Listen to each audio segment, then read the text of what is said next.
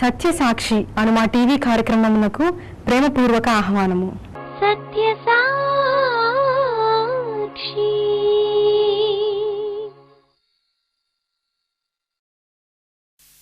మనము రక్షింపబడిన విధానము సరి అయినదా కాదా తెలుసుకోవాలి. ఒకవేళ కాకపోతే విచారించక క్రొత్త ప్రారంభం చేస్తే మంచిది. You like new start? మీరు 2000 నోట్స్ ఆ బండిల్ లెక్క పెడుతున్నారు అనుకోండి, ఇలా ఇలా ఒకసారి ఊహించుకోండి. కౌంట్ చేస్తుంటే ఎవరో వచ్చి మిమ్మల్ని డిస్టర్బ్ చేశారు అనుకోండి, మీరు మర్చిపోయారు ఎన్ని లెక్క పెట్టారు, అప్పుడు ఏం చేస్తారు? Same here. నేను గతంలో తెలియక మతాన్ని అనుసరించాను అంతే. సో నేను ఒక క్రొత్త ప్రారంభాన్ని చేస్తాను అనుకుంటే డోంట్ ఫీల్ షై, ఎప్పుడు సిగ్గుపడద్దు. It is in between God and you. నాకు చెప్పక్కర్లేదు, దేవునికి మీకు మధ్యలో ఉన్న విషయం. సిగ్గుపడక క్రొత్త ప్రారంభాన్ని చేయొచ్చు. బాప్తిసం తీసుకోవడం, రోగాలు పోవడం, దీవించబడడం ఇదంతా మతం. కానీ సత్యమైన సువార్త వినడం, విశ్వసించడం ఇది భక్తి జీవితం. మనము సువార్త నమ్మాలి, రక్షణ పొందాలి, తర్వాత సువార్తను ప్రకటించాలి. మీరు సువార్త నమ్మినట్టు గుర్తు ఏంటి? If you really understand what is gospel, ఏం చేస్తారు మీరు? మీకు నిజంగా అర్థమైతే చెప్తారు. ఇతరులతో మీరు చెప్పడం లేదంటే అది మీకు అసలు అర్థం కాలేదన్నమాట. ఓకే, ఇప్పుడు నిజంగా మీకు అర్థమైతే it's bubbling in my heart అంటారు, అంటే అది పొంగుతుంది. సో అది పొంగును ఎవరు ఆపలేరు.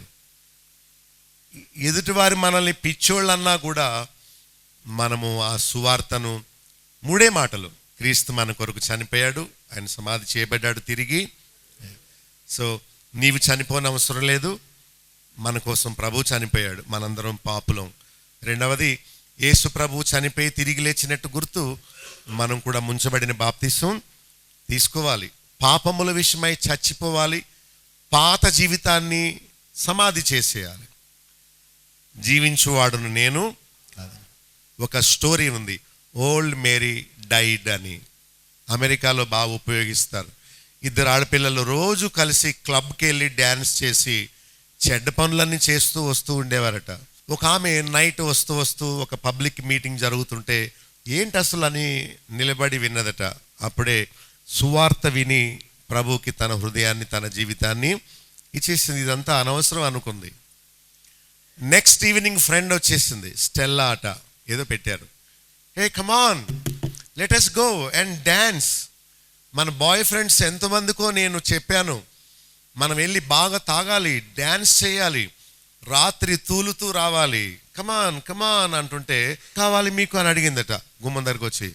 ఏ ఆర్ యు మ్యాడ్, నీకేమైనా పిచ్చి పట్టిందా? నేను స్టెల్లాను, ఏమైంది నీకు అంటే, ఎవరు కావాలి నీకు? నాకు మేరీ కావాలి, నువ్వే కదా మేరీ అంటే, ఆమందట, నువ్వు అనుకున్న మేరీ ఇక్కడ లేదు, షీ డైడ్ లాస్ట్ నైట్. పాత మేరీ నిన్నే చచ్చిపోయింది. మీరు మీ పిల్లలతో చెప్పగలరా, మీ పాత మమ్మీ చచ్చిపోయింది, మీ పాత డాడీ చచ్చిపోయాడు, నేను ఒక క్రొత్త వ్యక్తిని అయ్యాను.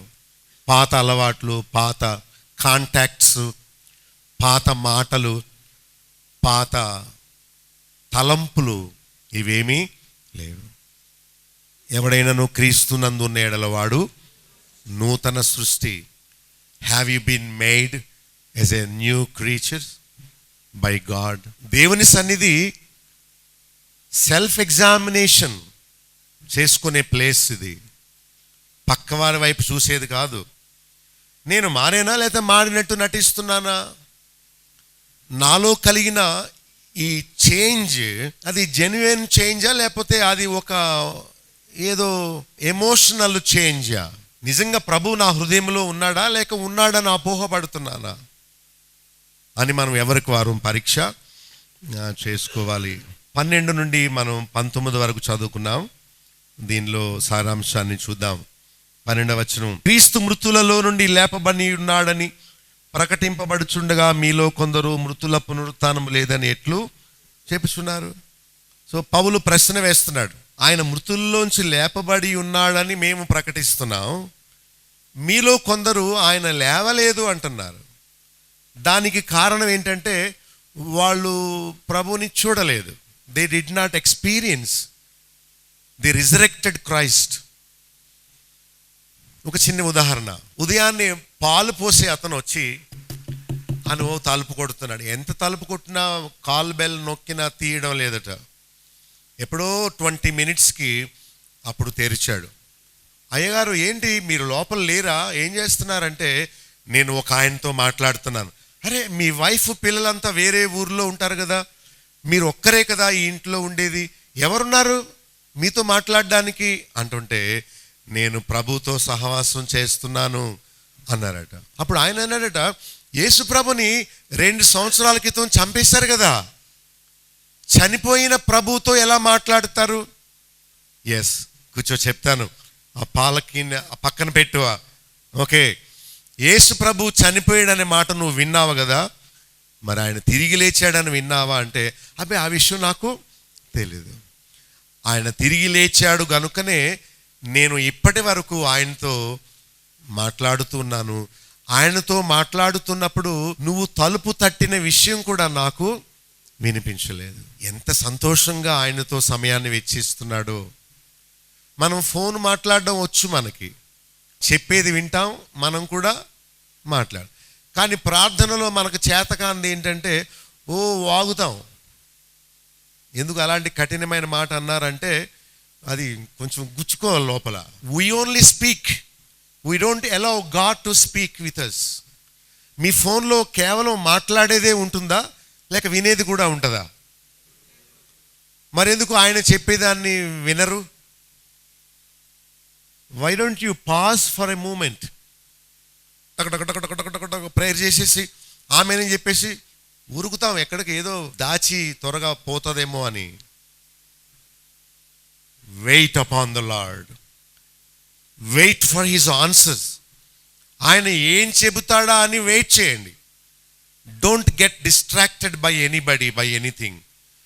ఏ వ్యక్తి, ఏ పరిస్థితి, ఫోన్ కూడా మిమ్మల్ని డిస్ట్రాక్ట్ చేయకుండా, మిమ్మల్ని కలత చేయకుండా మిమ్మల్ని మీరు చూసుకోండి. If you are alone, he will talk to you. ఆయన మెల్లని స్వరం నువ్వు ఒంటరిగా ఉన్నప్పుడే వినగలవు, కానీ నీవు హడావిడిగా ఉంటే వినలేవు. ఆయన మృతులలో నుండి లేపబడి ఉన్నాడని వీళ్ళు ప్రకటిస్తుంటే, మరికొందరు మృతుల పునరుత్థానము లేదని చెబుతున్నారు. ఎందుకు చెబుతున్నారంటే, మృతుడై తిరిగి లేచిన ప్రభువుని వాళ్ళు చూడలేదు. మీరు వ్యక్తిగతంగా ప్రభువుతో సహవాసం కలిగి ఉంటేనే ఆ ప్రభు గొప్పతనాన్ని మీరు ఇతరులకి చెప్పగలుగుతారు. అసలు ఆయనతో మీకు సహవాసం లేకుండా ఆనాడు పౌలు చూచినట్లు మీ మనస్సుతో, మీ హృదయంలో ప్రభు తిరిగి లేచాడనే విషయాన్ని మీరు గ్రహించకుండా మీ దగ్గర లేని ఇన్ఫర్మేషన్ మీరు ఎలా ఇవ్వలేరో, వాళ్ళు చెప్పినట్టు అబేబే చచ్చిపోయి వాళ్ళు లేవడం అనేది ఏమీ లేదు, ఏదున్నా ఈ లోకంలోనే హాయిగా తినడం బ్రతకడమే కానీ రెండో జన్మ, పునర్జన్మ, పరలోకం ఇదంతా ఎవరు చూశారు, అంత అబద్ధం అని వాళ్ళు చెప్తారు. ఎందుకంటే వాళ్ళు తిరిగి లేచిన ప్రభుని చూడలేదు. వాళ్ళు తెలుసుకున్న భక్తి ఏంటంటే ఇహలోక సంబంధమైన మేళ్ల కోసమే ఆయన నమ్ముకోవాలి. రోగం వస్తే పాస్టర్ గారు ఇచ్చిన ఆయిల్తో ప్రేయర్ చేయించుకోవాలి. పైసలు ఎక్కువైతే అప్స్టైర్ వేయాలి, దానికి పాస్టర్ గారు వచ్చి ప్రార్థన చేయాలి. పిల్లలు పుడితే వాళ్ళని దేవుడు అభివృద్ధి చేసేయాలని పాస్టర్ గారు ప్రార్థన చేసేయాలి. ఇంకా ఎందుకు పెళ్ళిళ్ళు, ఇంకా దేవుని దేనికోసం వాడుకుంటారు? పెళ్ళిళ్ళు మన ఇంట్లోనే అవుతున్నాయేంటి, పక్క ఇంట్లో అవ్వట్లేదా? రోగం వస్తే మనకైనా స్వస్థత జరిగేది, పక్క వాళ్ళకి అవ్వట్లేదా? వాళ్ళు హాస్పిటల్కి పోయి బాగుపడుతున్నారు. మనము ఒక 1 ఫ్లోర్ వేసాము, వాళ్ళు 5 ఫ్లోర్స్ వేస్తున్నారు. మనకంటే వాళ్ళే బాగున్నారేమో దేవుణ్ణి నమ్మకపోయినా. నువ్వు దేవుణ్ణి నమ్మి సాధించింది ఏంటి? ఏమైనా ఎక్స్ట్రా ఏమైనా సాధించావా? వాళ్ళకి లేనిది నీకేమైనా ఉందా? వాళ్ళందరూ అబద్ధికులు అనమాట. ఈ భక్తి ఈ లోకం కోసం కాదు. శ్రమలు రాకూడదని కాదు, వచ్చినప్పుడు ఆయన ఇచ్చే కంఫర్ట్ గొప్పది. ఆయన మెల్లని స్వరం నువ్వు వింటుంటే, నువ్వు ఏడుస్తున్నప్పుడు ఆయన స్వరం నీకు ఎంత గొప్ప ఆదరణ ఇస్తుందో. ఇక్కడున్న వాళ్ళు ఎవరెవరు అలాంటి అనుభవాన్ని రుచి చూచారో వాళ్ళే చెప్పగలరు, మిగిలిన వారికి తెలీదు. దేవునితో అన్యోన్యత అంటే అందరికీ తెలీదు. ఏకాంతంగా ఆయనతో మాట్లాడడం, ఆయన స్వరాన్ని వినడం అందరికీ చేత కాదు. దేవుడిచ్చే గొప్ప ఆదరణ పొందడం అసలు అది చాలా గొప్ప విషయం. అసలు మీరు దాన్ని అనుభవించారో లేదో ఐ డౌట్. ఆయనతో ఎవరు ఇంటిమేటెడ్ రిలేషన్షిప్, అన్యోన్యమైన సంబంధాన్ని కలిగి ఉంటారో వారు పాత జీవితాన్ని విడిచిపెడతారు. ఏమనుంది పేతురు 2లో, ప్రభు దయాళుడని మీరు రుచి చూచి ఉన్న ఎడల సమస్తమైన దుష్టత్వాన్ని వాటన్నిటినీ విడిచిపెడతారు. 13వ వచనంలో, మృతుల పునరుత్థానము లేకపోతే ప్రభు లేపబడి ఉండలేదు. ఆయన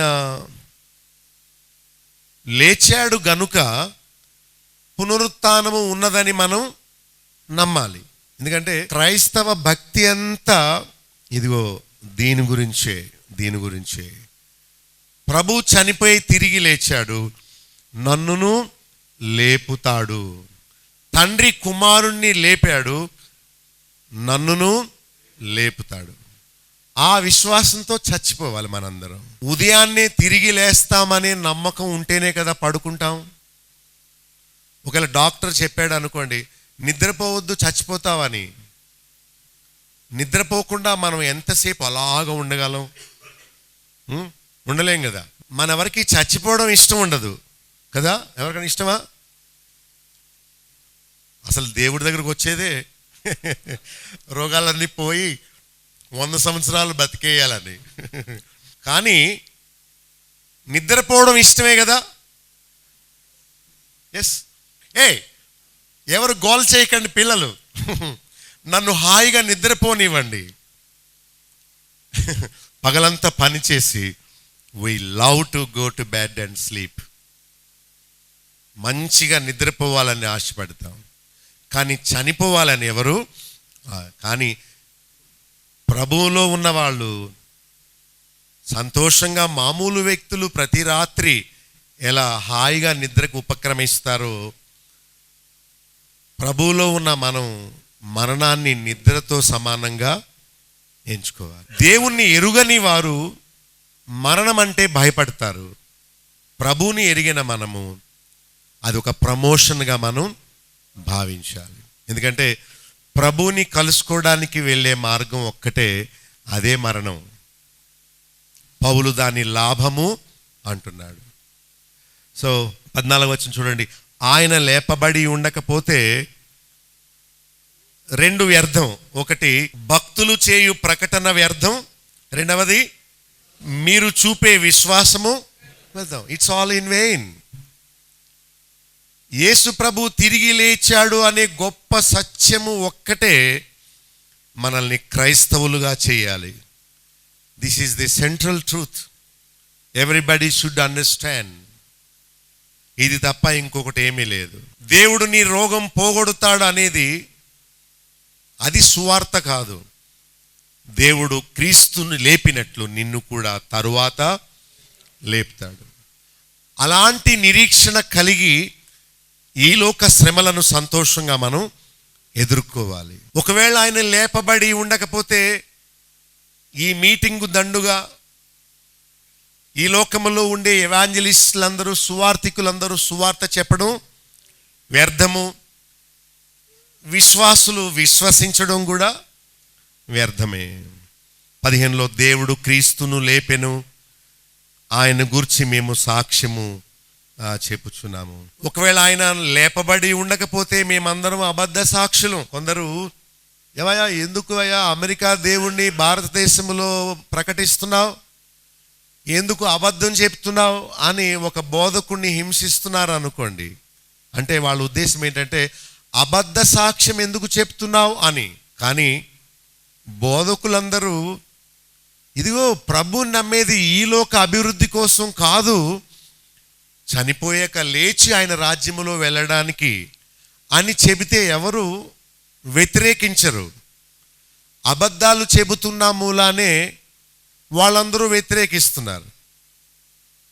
ఒకతను అడిగాడు, విగ్రహారాధన తప్పు అంటున్నారు, మీరు చేయట్లేదా?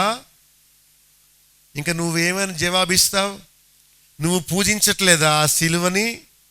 అది బొమ్మ కాదా? అది సిమెంట్తో చెక్కతో చేసిన విగ్రహం కాదా? మీరు వేసుకోవట్లేదా మెడలో? మీ గురుల గోపురాల్లో ఎత్తుగా కట్టట్లేదా ఒక బొమ్మ? అది విగ్రహం కాదా? మేమందరం విగ్రహాలు పూజిస్తున్నాం, నరకానికి పోతామను అదే తప్పు మీరు చేస్తూ మమ్మల్ని మీరు తప్పు పడతారా? మీ దేవుడు రోగాలన్నీ పోగొట్టేస్తాడా? ఆహా, నడు గాంధీ హాస్పిటల్కి వెళదాం. ఇంకా పాస్టర్ ఏం మాట్లాడతాడు? మీ దేవుణ్ణి నమ్ముకుంటే ఏ కష్టం ఉండదా? మరి మీరే ఎందుకు కష్టాలు పడుతున్నారు? నీ కాలు ఇరగొడతాను, ఇప్పుడు మీ దేవుడు ఏం చేస్తాడో చెప్పు. సరే, బోధకులు సువార్తను తప్పు చెబుతున్న మూలానే వ్యతిరేకులు హేళన చేయడానికి అవకాశం కలిగింది. కానీ పౌలు చెప్పినట్లు నీతి నిమిత్తము యేసు ప్రభు ఎలా చనిపోయాడో మనం కూడా నీతి కోసం ప్రాణం పెట్టాలి. ఒక విత్తనము వలె పాతి పెట్టబడాలి, అప్పుడే మనం తిరిగి లేస్తాం. క్రైస్తవ నిరీక్షణ ఈ లోక సంబంధమైంది కాదు అనే విషయాన్ని వాళ్లకు చెప్పినప్పుడు వాళ్ళు కూడా విశ్వసిస్తారు. అబద్ధాలు చెబుతున్న మూలానే వాళ్ళు వ్యతిరేకిస్తున్నారు.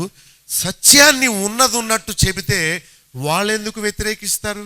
నువ్వు ఇల్లు కట్టుకుంటే దేవుడు సంతోషించడు, నీకు రోగం పోతే దేవునికి సంతోషం కాదు, లేకపోతే నీ పిల్లలు అభివృద్ధి అయిపోతే దేవునికి ఆనందం కాదు. వారు రక్షింపబడాలి. ఓకే, 16-17 వచనాలు, ఆయన లేవకపోతే మీ విశ్వాసము వ్యర్థమే, మీరు పాపములోనే నిలిచి ఉన్నారు. బాప్తీసం ఇచ్చేటప్పుడు నీళ్లలో ముంచి అలాగే ఉంచేస్తారా? చచ్చిపోతాడు. ఏం చేయాలి? పైకి. అలా యేసు ప్రభు చనిపోయి సమాధిలోనే ఉండుంటే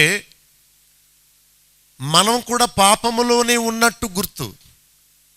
ఆయన తిరిగి లేచాడు కనుక మనము కూడా పాపము నుండి విడిపింపబడ్డాము. 18వ వచనంలో, ఆయన లేవకపోతే క్రీస్తునందు నిద్రించిన వారందరూ ఏమైపోతారు? అంటే వాళ్ళ విశ్వాసము వేస్ట్ అన్నమాట. అందుకని నేను ఒక బుక్ రాద్దామని ప్రారంభించాను. అదేంటంటే దాని టైటిల్ ఏంటి చెప్పంటారా? దౌర్భాగ్యులైన క్రైస్తవులు, బ్రాకెట్లో ఈ జీవిత కాలం మట్టుకే నిరీక్షించువారు. అవి నా మాటలు కాదు, చదువుతాను చూడండి. 19వ వచనంలో మీ బైబిల్లో బాగా అండర్లైన్ చేసుకొని బాగా దాన్ని రెడ్ మార్క్ పెట్టుకొని ఎస్ అని రాసుకోవాలి దాని మీద.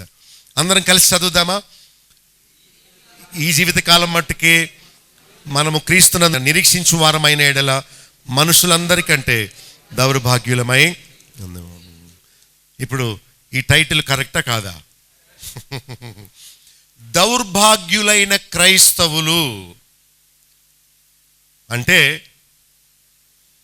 బ్రాకెట్లో క్లారిటీ ఇచ్చాను. ఈ జీవిత కాలము మట్టుకే నిరీక్షించువారు ఎవరు చెప్పండి? దౌర్భాగ్యులైన క్రైస్తవులు. పౌలు అన్నాడు అదే మాట.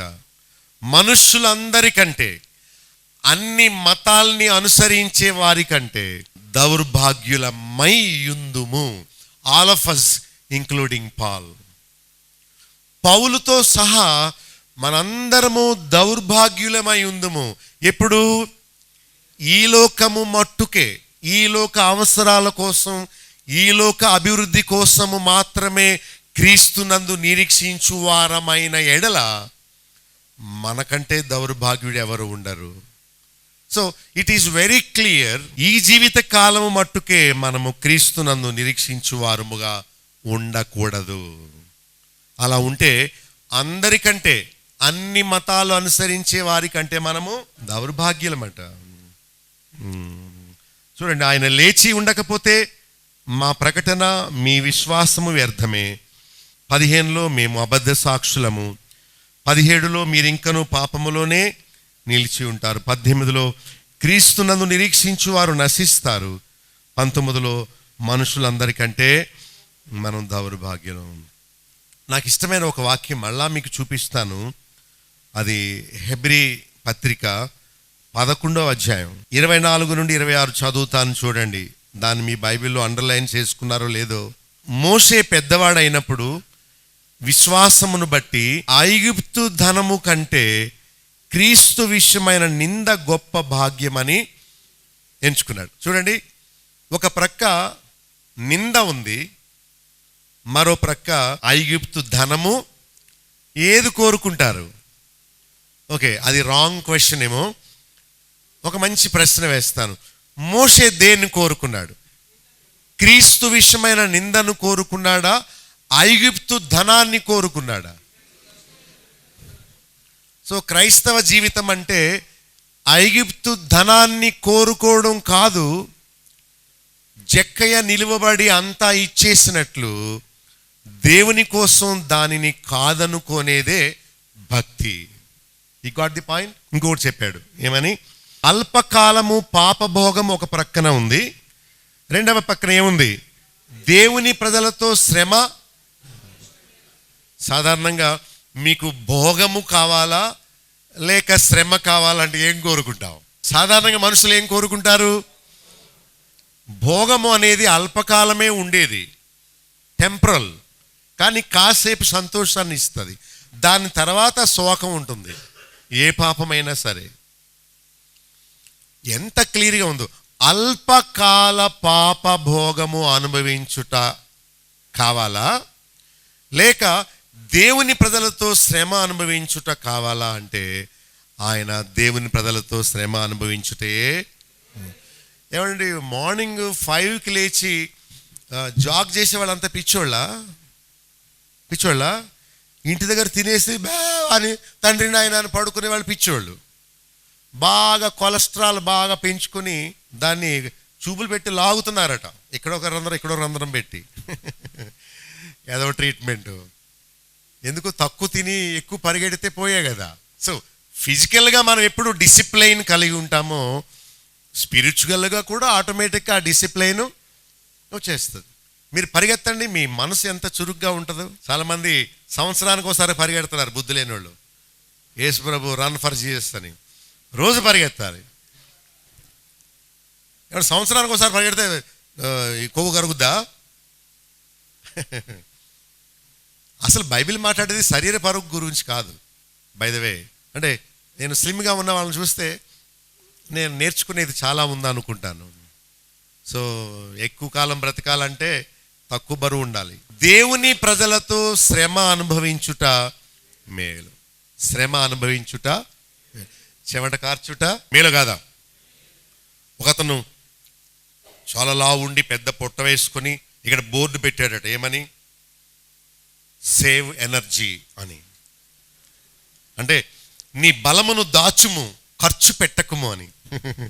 కానీ సైన్స్ ఏం చెప్తుందంటే ఎంత కావాలో అంత తిను, ఎక్కువ తిన్నప్పుడు ఆ క్యాలరీస్ బర్న్ అయ్యే వరకు కష్టపడు. ఇది దేవుని ఆలయం, ఆయన కొనుక్కున్నాడు, దీనిని త్వరగా చంపేయకూడదు.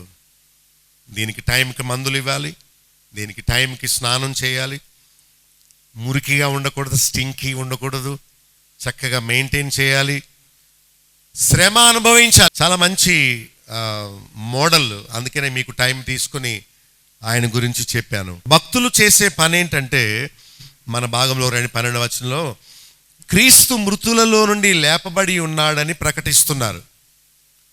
అదే గొప్ప సవాలు. మీకు తెలుసా, ఏదైనా మీకు క్రైస్తవేతరులకు ఒక వాదోపవాదాలు జరుగుతున్నాయనుకోండి, మనము సగర్వంగా చెప్పగలిగిన మాట ఇదొక్కటే, యేసు ప్రభు చనిపోయి తిరిగి లేచాడు. వీరబ్రహ్మం గారు లేస్తారని చెప్పారు, కానీ ఇప్పుడు వరకు తను లేవలేదు. ప్రభు లేచాడు, చాలామంది చూశారు. ఇప్పుడున్న పాస్టర్స్, ఇప్పుడున్న మందిరాలు, కోట్లాది విశ్వాసులందరూ ఆయన తిరిగి లేచాడు అనే దానికి సాక్షులు. భక్తులు అదే ప్రకటిస్తున్నారు. 14వ వచనంలో వారు ప్రకటన చేయుచున్నారు మరణము, భూస్థాపన, తిరిగి లేచుట గురించి. 15వ వచనంలో ఆయనను గురించి వారు సాక్ష్యము చెప్పుచున్నారు. అబద్ధ సాక్షులుగా లేరు. మనం చేయవలసిన పని ఏంటంటే క్రీస్తు పునరుత్థానాన్ని మనం నమ్మాలి. క్రీస్తు పునరుత్థానాన్ని ఏం చేయాలి? నమ్మాలి. Do you believe? నమ్ముతున్నారా? ఓకే. లేదని చెప్పకూడదు. పునరుత్థానం లేదని వాళ్ళు చెప్పారు అంటే పునరుత్థానం లేదని చెప్పడం ఏంటంటే, ఇదిగో చచ్చాక ఏమవుద్దు ఎవరికి తెలుసు? ఇదే వెదవ డైలాగు. ఎవడు చూచి చచ్చాడు?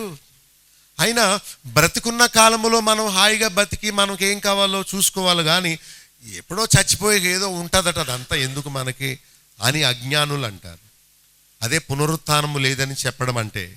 అంటే ఈ లోకం కోసం మాత్రమే బ్రతికే వాళ్ళందరూ ఏమని నమ్ముతున్నారు? పునరుత్థానము లేదని. అంటే జీవించేదేదో ఇప్పుడే జీవించేయాలి, అనుభవించేదేదో ఇప్పుడే అనుభవించేయాలి, తినేదేదో ఇప్పుడే తినేయాలి. చచ్చిపోయాక తినడం కుదరదు కదా. ఇదిగో ఏం కావాలో నీకు ఇష్టమైందంతా ఇప్పుడే చేసే అని శరీరంతో వారు చెప్పుకుంటారు. ఎందుకంటే వారు పునరుత్థానం ఉందని నమ్మరు. 13వ వచనంలో క్రీస్తు వలె నేనును చనిపోయి తిరిగి లేస్తానని విశ్వసించాలి. అదే నేను ఇందాక చెప్పినట్టు, రేపు లేస్తామో లేదో అనే నమ్మకం మనకెవరికి లేదు. ఎందుకంటే చాలామంది నిద్రలోనే చనిపోయారు కదా. ఎస్. అయినా మనం సంతోషంగా ఎందుకు నిద్రకు ఉపక్రమిస్తున్నామంటే తిరిగి లేస్తామని ప్రభు మనకు వాగ్దానం. అది శుభ నిరీక్షణ. What a great hope, eternal hope. ఎవరికి లేని గొప్ప నిరీక్షణ, ఏ మతము బోధించని గొప్ప నిరీక్షణ ప్రభువులో మనం కలిగి ఉన్నాం. ఈ లోక జీవితం కాదు అసలు ముఖ్యం. ఈ లోక జీవితం అంతా పాపంతోనూ, వ్యసనాలతోనూ, నిరుత్సాహంతోనూ ఉన్న జీవితం ఇది.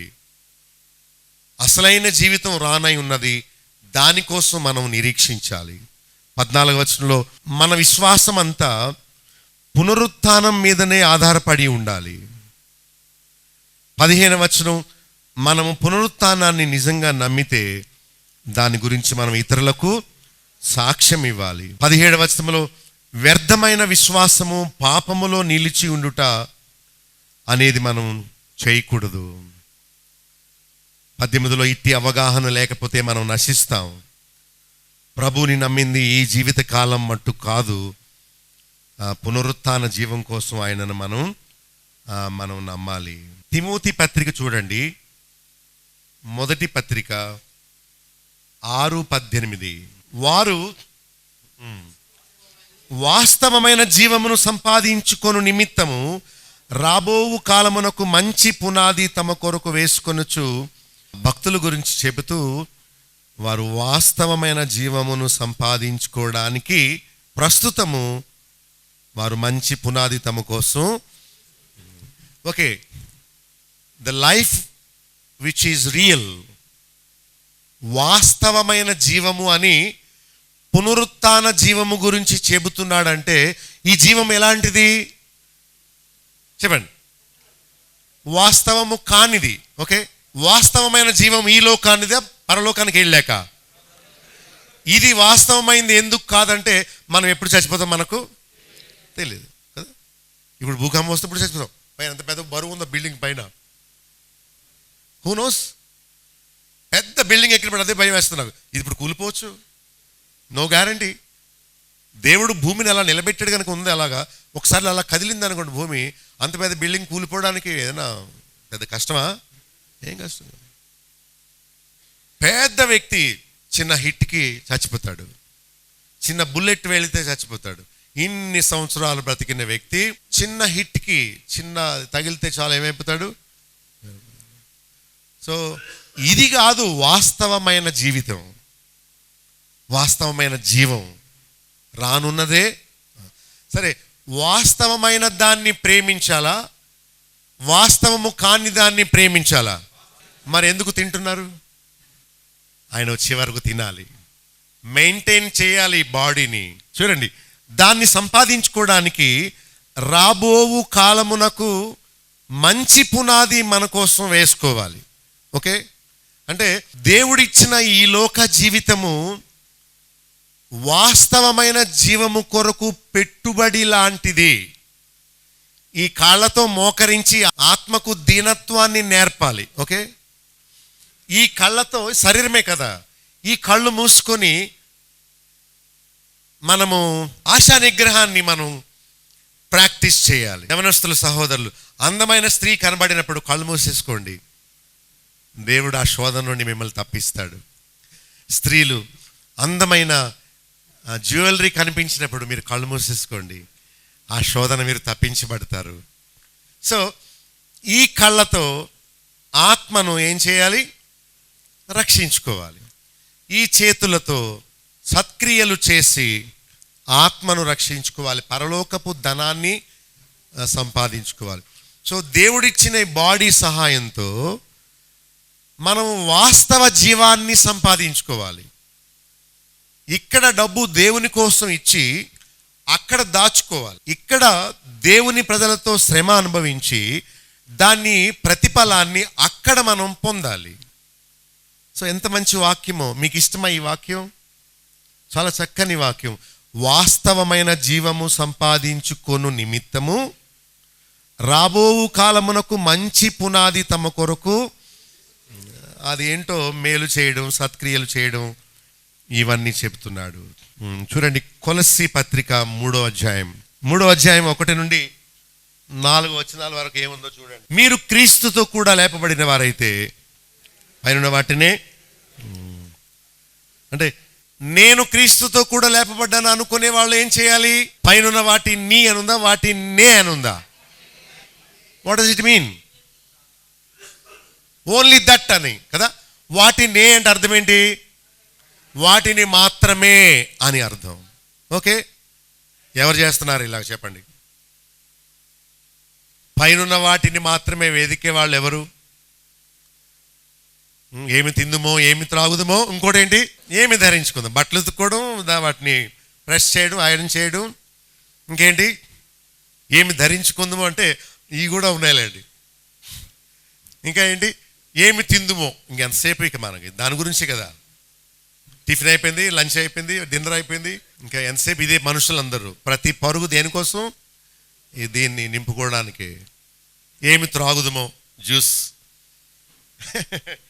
ఆల్కహాల్, తినుడు, త్రాగుడు, బట్టలు వేసుకొనుడు అని ఇంకేమైనా ఉందా? సరే, ఇంతకీ పైన ఎవరున్నారు? క్రీస్తు. ఏం చేస్తున్నాడు? దేవుని కుడి పార్శ్వమున. అంటే ఏంటి? అంటే ఏంటంటే నేను కూడా ఆయన వలె తండ్రి ప్రక్కన కూర్చుంటాను అనే నిరీక్షణ వస్తుంది గనుక అలా చూడండి అని చెప్పాడు. దేవుడు కుమారుణ్ణి లేపాడు, అదే దేవుడు నన్ను కూడా లేపుతాడు. సో ఆయన వెళ్ళినట్లు నేను కూడా సమాధిలో నుండి పైకి. బై ద వే, ఆత్మతో ఉంటాము, మహిమ దేహముతో ఉంటాం. ఈ దేహం కాదు. యేసుక్రీస్తు చనిపోయి లేచిన తర్వాత ఎలాంటి మహిమ శరీరాన్ని కలిగి ఉన్నాడో అలాంటి మహిమ శరీరముతో మనము ప్రభు తండ్రి ప్రక్కన ఉన్నట్టు, పైనున్న వాటిని వెతికే వారందరూ ప్రభు వలె తండ్రి ప్రక్కన కూర్చుంటారు. ఆయన్ని ఎందుకు చూడాలంటే ఆయన నా రోగాన్ని పోగొడతాడనే నిరీక్షణతో కాదు, ఆయన నామాన్ని ఉపయోగించుకొని ఏదో బిల్డింగ్ కట్టేద్దామని కాదు ఆయన వైపు చూడాల్సింది. పేతురు, యోహానులు ఆ గుడ్డివాడిని మా వైపు తేరి చూడు అనగానే అతను వాళ్ళ పాకెట్ వైపు, వాళ్ళ చేతుల వైపు కాయిన్స్ ఏమైనా ఇస్తారేమో చూస్తున్నాడు. పిచ్చివాడా, ఈ కాయిన్స్ కాదు, దానికంటే ఉన్నతమైంది నీకు యేసుక్రీస్తు నామాన్ని ఇస్తున్నాను, లే అన్నాడు. సో డబ్బు ముఖ్యమా, వానికి ఆరోగ్యం కలగడం ముఖ్యమా? డబ్బులు ఏముంది, తర్వాత సంపాదించుకోవచ్చు. సో మనం ప్రభువు వైపు చూచేది ఆయన వెళ్ళి అక్కడ కూర్చున్నట్టు మనం కూడా రేపు పైన ఉన్న వాటిని పైకి చూడండి అందరూ. అంటే పైన ఎవరున్నారు? క్రీస్తున్నాడు. క్రీస్తు చనిపోయి తిరిగి మనం కూడా లేస్తామని మనం కూడా ఎక్కడికి చూడాలి? ఓకే, 2వ వచనంలో పైనున్న వాటి మీదనే గాని భూ సంబంధమైన వాటి మీద మనస్సు మనం మర్చిపోతామని మళ్ళీ చెప్తున్నాడు. క్లారిటీ ఇస్తున్నాడు అన్నాడు. మళ్ళా అంటున్నాడు పైన ఉన్న వాటి మీదనే కానీ, ఓకే, భూ సంబంధమైన వాటి మీద మనస్సు. వీటిని ఎవరు పాటిస్తున్నారు? మీరు స్త్రీలు మీ బంగారు ఆభరణాలు ఇచ్చి ఏముందా అని అనుకోగలరా? ఉంచుకోండి, కానీ వాటిని అసహించుకోగలరా? ఒకవేళ కలిగి ఉండడం తప్పు కాదు, you can have some, too much is good for nothing. కానీ మీ ఉద్దేశాలు, మీ మనసు వాటి మీద పెట్టొద్దు అని చెప్తున్నాడు. మరి చచ్చిపోవడం అంటే అదే. భూలోక సంబంధమైన వాటి విషయమై చచ్చిపోవాలి. ఒక అమ్మాయి రోజు తన పర్ల్స్ ఇలా పెట్టుకోవడం, డ్రెస్ పెట్టుకోవడం, ఇక్కడ పెట్టుకోవడం, ఏ డ్రెస్కి ఏది మ్యాచ్ చేసుకోవాలో చూసుకుంటుంది. దానికి ఇదే పని, ఫెయిల్ అయింది అది. అంతే మరి. బైబిల్ లేదు, టీవీలో వాక్యం వినడం లేదు, పాటలు పాడడం లేదు, మందిరంలో సహాయం చేయడం లేదు. ఓ ఇలా అనుకోవడం, ఇలాగా అదేదో మిషన్ కొనుక్కొచ్చిందట, స్ట్రైట్నర్ అట, ఇలా పట్టుకొని ఇలాగ లాక్కుంటుంది. అప్పుడు ఆ హెయిర్ ఇలా పడిపోయిందంట. ఏదో కర్లింగ్ అటు ఇలా పెట్టి కూర్చొని దాన్ని హీట్ చేసింది. ఇలా కాసేపు అని హీట్ చేయగానే తీసేగానే అది ఉంగరాలు వచ్చేసింది. కుర్రోళ్ళందరూ వెనకపడ్డానికి. అంతే కదా, ఇతరులు చూస్తారని కదా ఈ బడాయి అంతాను. ఇంకెందుకోసం? దేవుడు చూశాడు, ఏదో అప్లై చేసిందట, మొత్తం ఊడిపోయింది ఇదంతా. బాగా జరిగిందా అంటున్నాడు దేవుడు. ఆయన చర్యలన్నీ న్యాయమైనవి గనుక పైన వాటి మీదనే మనస్సు పెట్టుకోండి. అందుకని పైకి ఇలా చూడకండి అని. మీ మనస్సు పరసంబంధమైన వాటి మీద పెట్టుకోండి. మనము 3వ వచనంలో ఈ లోక శరీర విషయాల్లో చచ్చిపోవాలి, మన జీవము దాచబడాలి. నిజంగా చనిపోవడం కాదు, కానీ ఆ ఆశ చచ్చిపోవాలి. ఓకే, 4వ వచనంలో క్రీస్తు వచ్చినప్పుడు మనమును ఆయనతో మహిమయందు ప్రత్యక్షపరచబడతాము, ఆయన వలె మనం కనబడతాం. This is what Christian hope is. మనం దేవుని నమ్మేది దీనికోసమే, ఇంకా దేనికోసం కాదు. చక్కని మాటలు. మనకు జీవమై ఉన్న క్రీస్తు ప్రత్యక్షమైనప్పుడు మీరును ఆయనతో కూడా మహిమయందు ప్రత్యక్షపరచబడదు. ఎక్కడ ప్రత్యక్షపరచబడదు? మహిమయందు. చెప్పండి, మహిమయందు ఏం చేయబడతాము అంటే అర్థం ఏంటి? కనిపిస్తాం. we will be in glory. I can't just imagine. అసలు మహిమ అంటే ఏంటో దాన్ని నేను వర్ణించలేను. అంటే ఎన్నడూ చనిపోని శరీరం అన్నమాట. ఈ శరీరం కాదు, ఈ శరీరం ముసలైపోద్ది, మనందరం ముసలిళ్ళం అయిపోతాం, చచ్చిపోతాం. కానీ మహిమ శరీరం దాలుస్తామట. ఆయన వచ్చినప్పుడు మనము క్రీస్తు వలె లేపబడతాము. అప్పుడు ఈ శరీరం కాదు, మహిమ శరీరము కలిగి ఉంటాం. దానికోసం ఇంకా త్వరగా చూడండి, తెస్సలోనికయ పత్రిక 4వ అధ్యాయం 13 నుండి. నిరీక్షణ లేని వారు దుఃఖిస్తారు. ఎవరిని గురించి? నిద్రించిన వారిని గురించి. 14వ వచనంలో యేసు ప్రభువు తిరిగి లేచాడని మనం నమ్మితే ప్రభువునందు నిద్రించిన వారిని దేవుడు ఆయనతో కూడా వెంట పెట్టుకొని వస్తాడు. దేవుడు అంటే ఎవరు? తండ్రి. ఆయన అంటే ఎవరు? క్రీస్తు. దేవుడు కుమారుడితో వెంట పెట్టుకొని వాళ్ళను తీసుకొని వస్తాడు. ఎవరిని? యేసు తిరిగి లేచాడని నమ్మినవారు. నమ్మడం అంటే మామూలు నమ్మడం కాదు. విశ్వసించడం అంటే అర్థం ఏంటంటే నేను ఇక భూ సంబంధమైన వాటిని చూడను, అది విధేయత చూపే విశ్వాసము. తర్వాత 16లో ప్రభు వచ్చినప్పుడు క్రీస్తునందు ఉన్నవారు మృతులు లేస్తారు. ప్రభు లేచినట్టు మనం కూడా ఏం చేస్తాం? మనం పోతామా చనిపోమా? చదువుతాం కదా అందరం. కానీ క్రీస్తునందుండి చనిపోతే మనం తిరిగి క్రీస్తునందుని చనిపోయిన మెడలో సిలువేసుకోవడమా? ఆయన చేత కడగబడి ఆయన విశ్వాసములో ఉండి చనిపోతే అప్పుడే మనం అదేస్తాం. 17వ వచనం, తర్వాత సజీవులు ప్రభువుని ఎదుర్కొనుటకు ఆకాశ మండలమునకు కొనిపోబడతారు. మహిమ శరీరంతో సదాకాలం మనం ప్రభుతో కూడా ఉంటాము. కాబట్టి ఈ మాటల చేత ఒకరినొకడు ఆదరించుకోనండి. ఆ మాట నాతో చెప్పండి అందరూ. 17 చివరిలో, కాగా మనము సదాకాలము ప్రభుతో కూడా ఉందుము. ఇందాక తీసిన పత్రిక తీయండి మళ్ళీ ఒకసారి. హెబ్రీ గ్రంథం 11వ అధ్యాయం 13వ వచనము నుండి ఈ విశ్వాస వీరుల గురించి 11వ అధ్యాయం మాట్లాడుతుంది.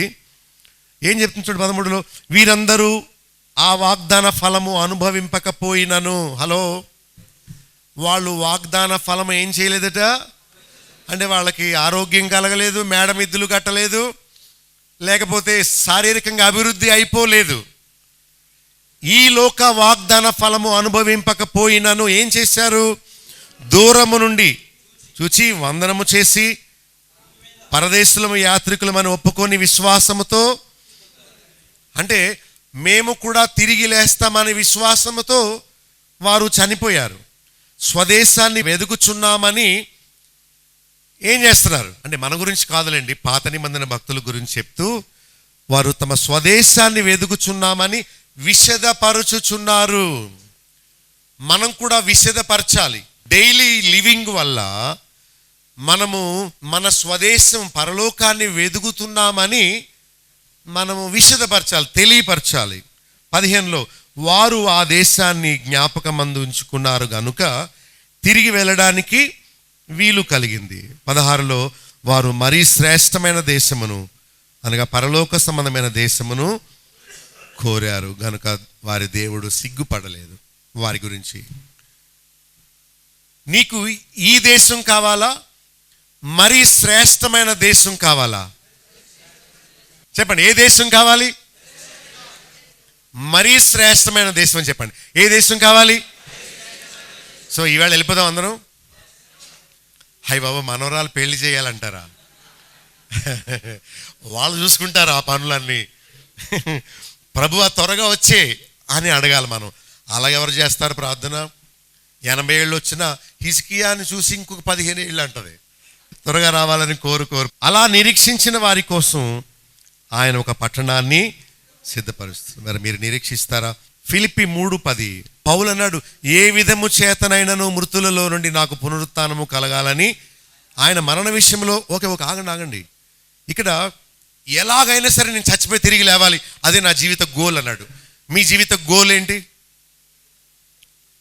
బాగా తిని ఆరోగ్యంగా 100 సంవత్సరాలు బ్రతికి మనవల్ని ఎత్తి ముదు మనవల్ని చూచి హాయిగా చనిపోవాలనేదా మీ జీవిత గురి?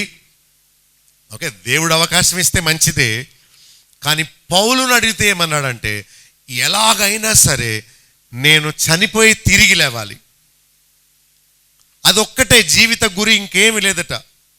ఏమైనా సరే ప్రక్క ఉన్న 2 ఎకరాలు సంపాదించాలంటున్నాడా? ఏమైనా సరే నేను చనిపోయే ముందు అప్పులన్నీ తీర్చేయాలంటున్నాడా? ఏమైనా సరే నేను అందంగా కనబడాలి, రంగుగా కనబడాలంటున్నాడా? ఆ విషయాలు కానీ చనిపోయాడు. సరే, ఇంతకీ మృతులలో నుండి పునరుత్థానం కలగాలంటే ఏం చేయాలి? మీరే చెప్పండి. ఆయన మరణ విషయంలో మనం సమాన అనుభవము మరి ఉందా మీకు?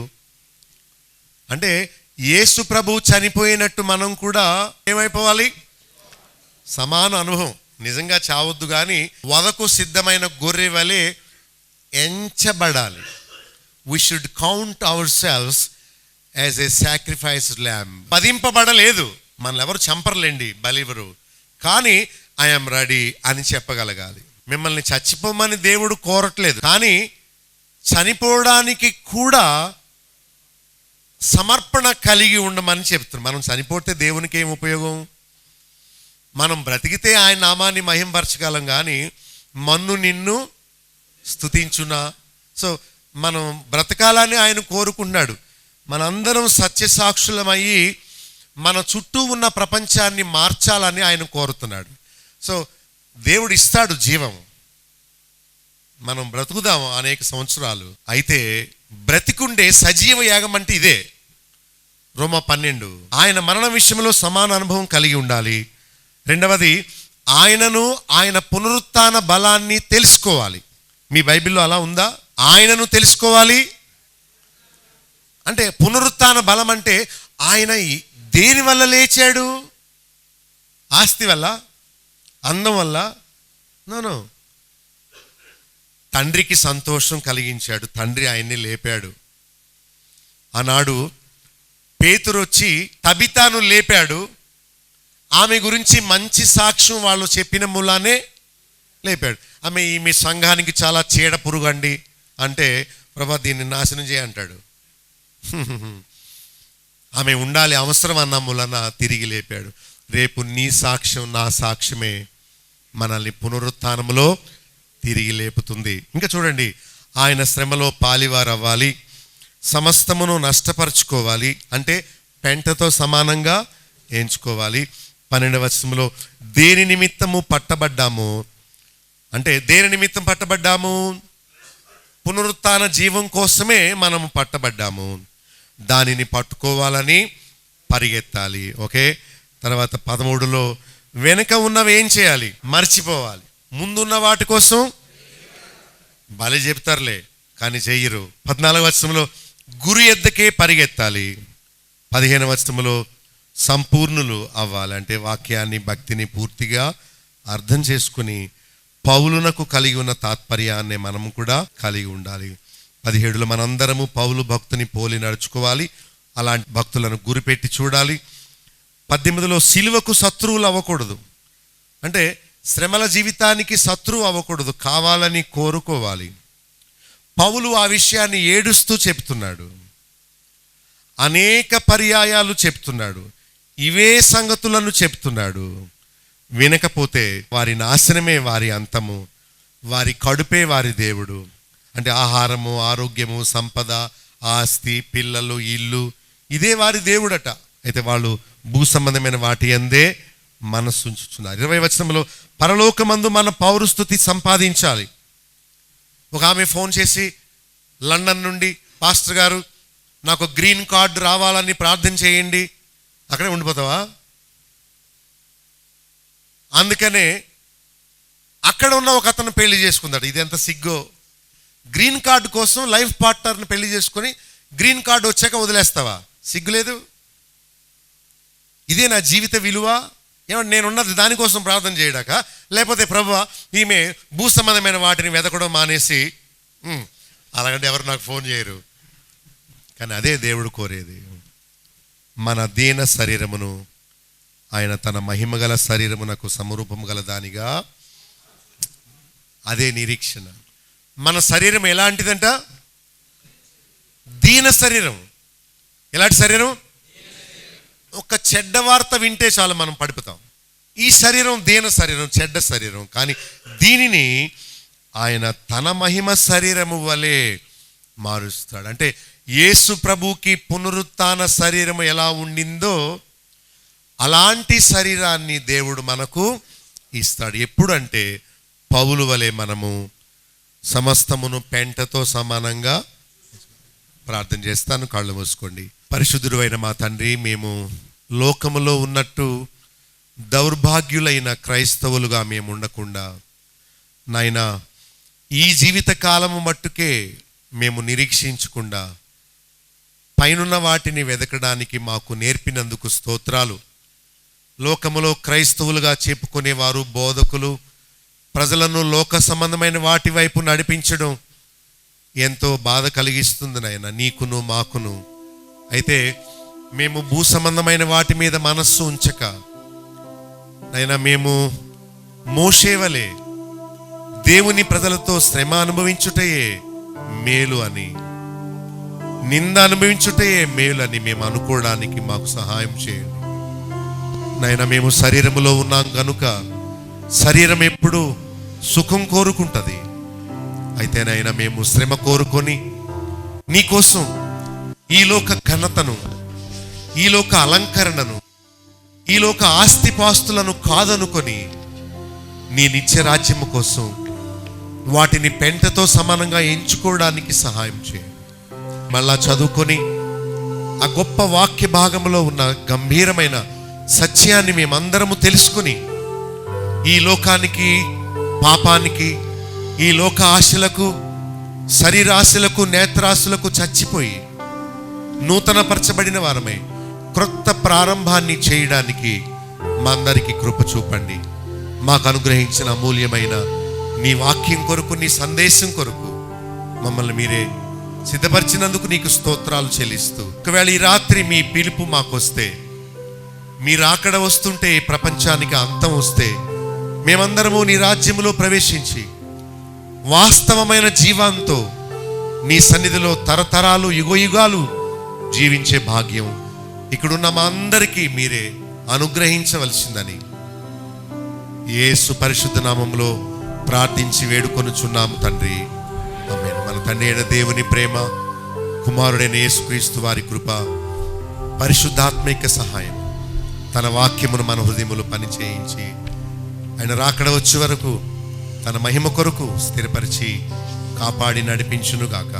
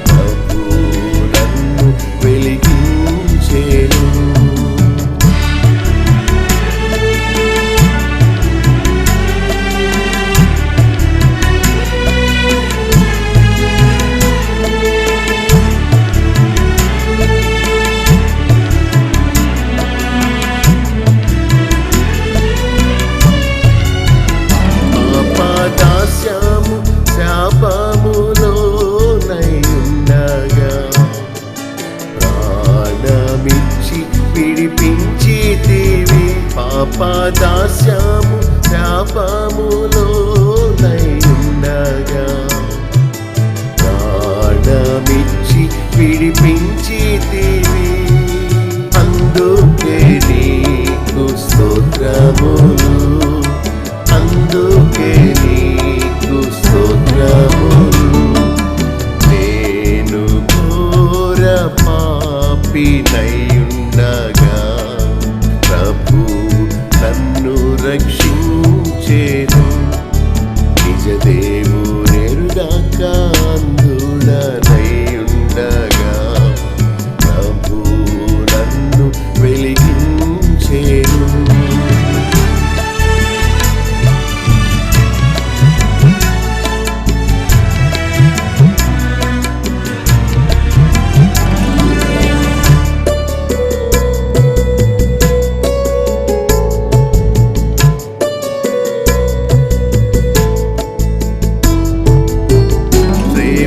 దుఃఖము రోగములెన్నో వచ్చినా ప్రేమతో ఆదరించితివి. ప్రేమ దుఃఖము రోగములెన్నో వచ్చినా ప్రేమతో ఆదరించితివి. అందుకే నీకు స్తోత్రములు, అందుకే నీకు స్తోత్రములు. నేను ఘోర పాపినయుండగా ప్రభు నన్ను రక్షించేను. నిజ దేవునెరుగాక అంధుడనయుండగా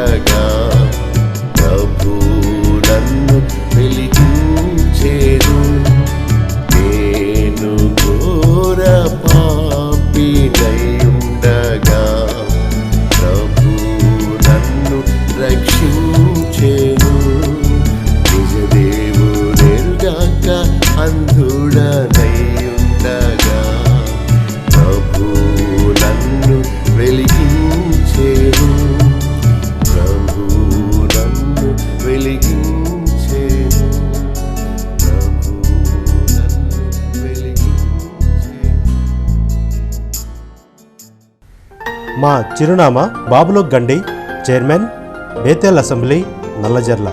పిన్ కోడ్ 534112, పశ్చిమ గోదావరి జిల్లా, ఆంధ్రప్రదేశ్.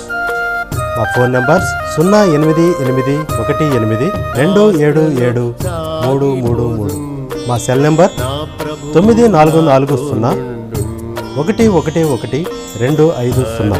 మరొక సెల్ నెంబర్ 9000000803. మా ఈమెయిల్ ఐడి satyasakshi.tv@gmail.com. మా వెబ్సైట్ www.bethelassembly.net.